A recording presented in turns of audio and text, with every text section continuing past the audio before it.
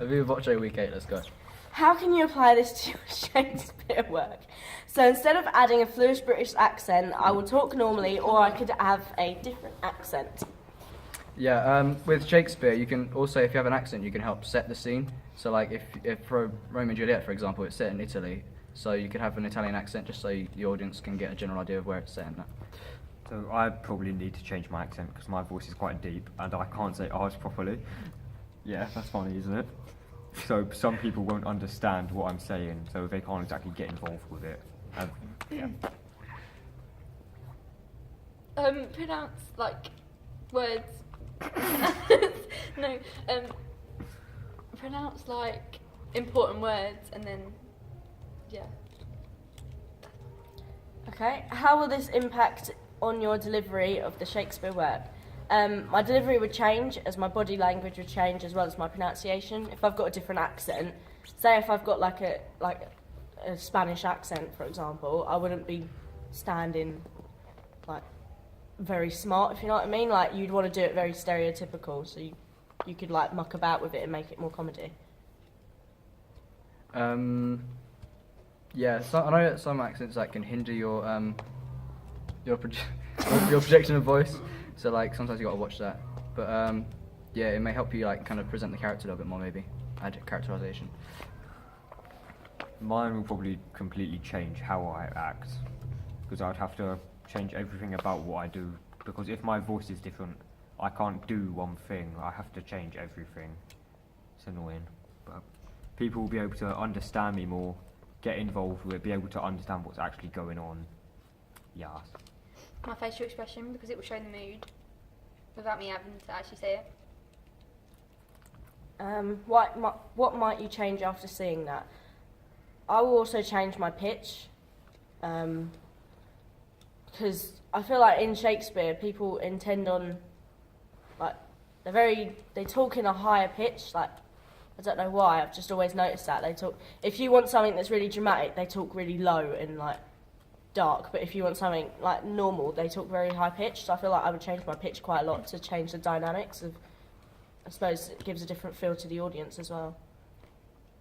Yeah, just generally kind of practice like vocal expression. So yeah, just kind of play around with kind of how you would project your voice and such, especially in theatre and that. I would have to change my pitch as well, and that links with you, as in like how loud I can speak. 'Cause if I'm speaking like deep, like in singing, if I'm speaking or doing the going lower, I can't like project more, and it just basically you can't hear me instead. So if I could change my pitch and my accent, then it'd be a lot easier to understand and a lot easier to hear. The way I deliver my lines. Wow. Why would you change that? Or as I said, I feel like it's very cliche to talk in a higher pitch during Shakespeare, and I feel like if everyone sounded the same, it wouldn't give a different vibe to everyone. So I feel like if I changed the pitch of my voice, it would give a different dynamics to the audience. Yeah, I kind of agree with you. Just kind of playing around with vocal expression can give a different effect because it's not kind of what you say, it's how you say it.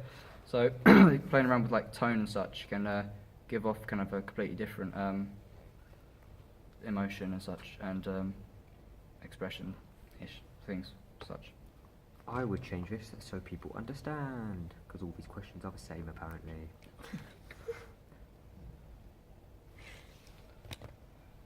Oh wait, it's me. I would change the way I deliver my lines to give the audience more an idea of what is happening in the scene and my facial expression. What have you done this week? We've had our acting assessment and have been working hard on learning a new song and new choreography in all of our lessons. One thing I kind of enjoyed was, working towards our assessment, not actually performing, but also kind of preparation. So kind of looking at staging, sets, costume, props and such. Because I think props and set kind of helped me to get in character in that. So we also learned a new song and a couple of tap and jazz routines, which is pretty cool. We finally did our pronoun assessment, and in tap and ballet we've learned 2 different routines that have been quite long. And we finally like finished our Michael Jackson like medley thing. So we've done a lot within this week, to be honest, and we've like started a lot as well. But with tap, when did we start it? But tap and ballet was probably only like last week. Yeah, Last week. Yeah, we only just started it then. So within a week, we've actually like, done a lot of things. Like, most lessons have actually been able to get involved in and be able to actually like use the time. Michael Jackson like kind of competition, and we like started American singing and danced to it. How will it help you with the overall aims of this term's unit? Well, doing our assessment will help us achieve, obviously, the overall aims, because we get a gist of what assessments are like and, the gist of it. Yeah, it helps you kind of get used to assessments and also helps you with your progress. So hopefully, kind of looking towards feedback, you can help perfect what you need to work on pretty much. So. Is this the question about aims? Yeah, how do Okay. So I've gained a lot of confidence through doing what we do in dance, and even in like tap and ballet, like the technique we use in most of them, I've got a lot more confident in how to do it, and I don't exactly have to focus on when I'm doing it or like with timings and stuff. I don't have to focus on like worrying about it, and if I fail, then I'll have to get back into it, so I can do that a lot easier now. I've become more confident in front of my class because now they know how I am at dancing and singing and acting. What ideas /tasks /themes can you take from one lesson to another? Well, for example, when we're learning different routines in jazz, ballet, and sometimes even in tap, there's different moves that we use that actually can go into all three that we didn't even realise. So, like, for example, we use step ball changes a lot in each dance, so we can take learning certain moves into different lessons because they all link together in some sort of way, which I think is really helpful because it's hard to learn one thing and then get the gist to a new thing, but whereas now it sort of all links together and we already know what we're doing, which is really helpful. Yeah, coming off your point, it kind of gives us a head start.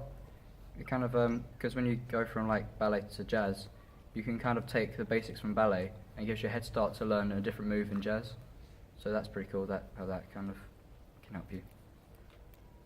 I'm a lot more confident in like it helps like performing it in front of a crowd, like what we did in our assessment. Like, I had to do something really weird that I've never done before, but I'm like willing to do many other things now because I have really got over the stage of embarrassment. And in jazz, in jazz we finally started like doing our cardio again and all our fitness things.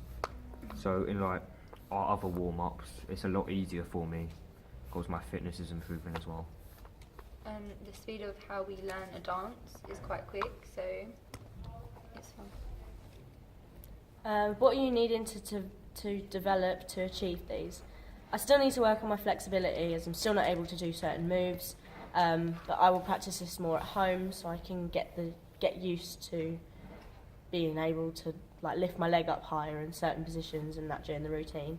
I also need to work on the routines at home as well to make sure that I ace them during the lessons, and then once I've got them movements down, when I come to the next lesson I can just continue and learn more choreography and be able to, if I'm struggling on a certain movement, I can get one of the teachers to help me, so I just need to work more basically. Yeah, actually, I think flexibility is one for me as well. I need to stretch more and get more flexible because there's some moves in like ballet and that which I can't really kind of do. I don't think I do properly, and yeah, I'm really slacking in my flexibility. So that's something I need to improve on.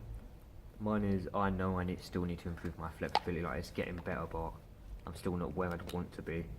And with what I was talking about earlier about my accents and stuff, like I don't really know how to do certain accents, and like I need to work on my pitch and like pushing my comfort zone instead. My confidence and the comfortability of my voice, my singing voice. Wow. Viva, what'd you say? Week 8. Take about, was it? Take 5? Take 9. No, yeah, it was like, yeah. That's a lot of time.